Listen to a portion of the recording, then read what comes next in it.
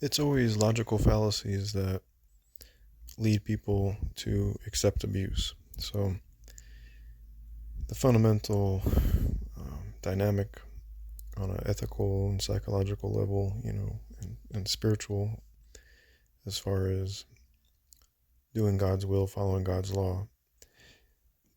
To simplify it, God's law is a law of love, and the opposite of that is abuse.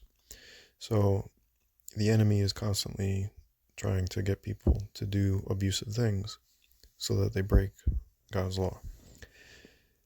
But because people are actually inherently good and not designed to be abusive, they have to be basically tricked into doing and thinking and saying abusive things. And that's accomplished through logical fallacies. So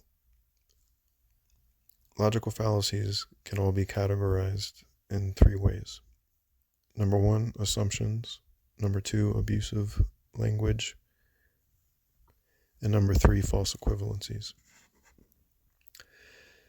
One type of logical fallacy, one form of it, is known as the either or fallacy, and this falls under the assumption category.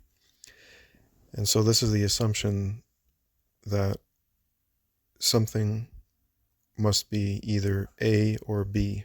There's no other option. There's no C or D or E. It's just A or B. You got to pick one or the other.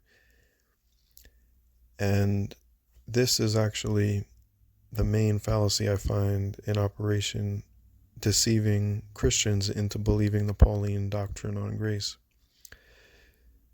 So they have been led to believe that you either have to believe in the blood sacrifice atonement grace doctrine, or you have to be someone who doesn't believe that they need God and that they can accomplish everything on their own, right? That you can just do it through your own works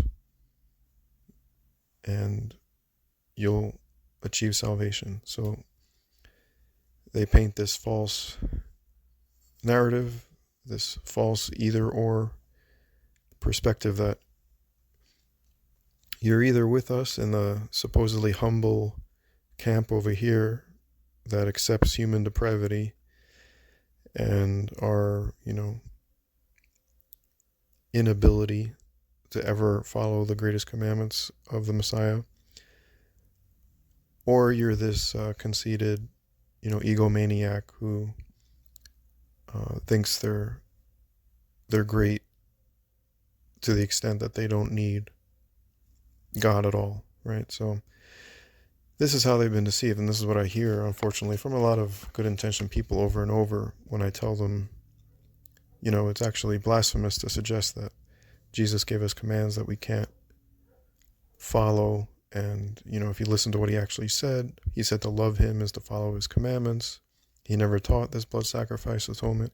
I can give all this sound reasoning and evidence supporting that Jesus does actually want us to perfect ourselves in alignment with his law, and that is actually the means on our side of achieving salvation.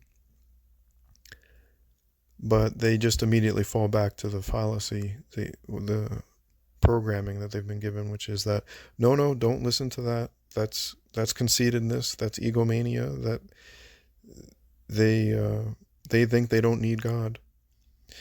I just heard this guy saying that's why they hate the human depravity doctrine. It's because they want to think that they can just do it all on their own. So like I said, that's a fallacy. You can think that it's possible to obey the commands that your king gives you, but also recognize that you're just a human being and you can't be saved without his guidance and grace, right? That is a possibility. That's the C, that the A and B leaves out. So just wanted to give a brief explanation as to why, millions upon millions of Christians are deceived, yet think that they're, sticking to the righteous path of the Messiah, which again makes no logical sense, but it also doesn't make any sense in that it doesn't fit what he actually taught, right? They're just following what the false apostle Paul taught and what the deceptive church, the institutional church, which is led, like all other social institutions, at the top by the enemy himself. So hope some of you have ears to hear what I just shared. Thanks for listening. An additional point to reinforce what I just said as far as why the human depravity doctrine is blasphemous. Like I said, firstly, it's slandering the Messiah, actually, by saying that he gave humanity commands that they can't actually follow. Secondly, it's slanderous, towards the Creator himself, the Heavenly Father, because it's saying that he designed humans to be inclined toward evil, right? Rather than the truth, which is that there is an active enemy to the Creator who's constantly misleading humanity. And actually, as I just said in my previous video, that's actually a silver lining to Satan's system, recognizing that we have to be deceived, we have to be misled, because our inclination is actually towards the good, because we were designed by a good Creator. So that's why logical fallacies are necessary. That's why all the programming through, television, movies, entertainment, of course, the education system, etc., advertising, why we have to be bombarded by all this propaganda on a daily basis from very young age. It's because we aren't actually inherently depraved. We're actually inherently good. So the Paulinists who think that they're being humble by accepting this doctrine of human depravity and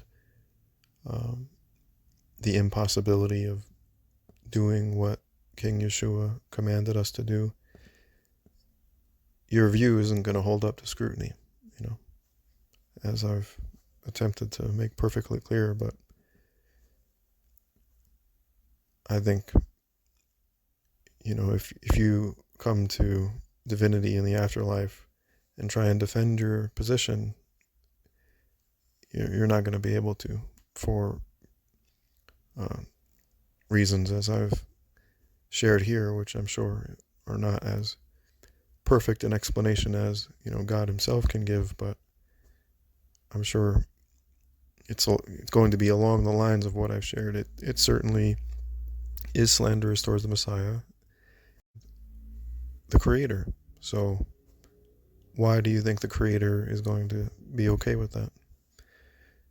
Slander, by the way, is the slanderer, a person who slanders, is the root of the word devil, diablo.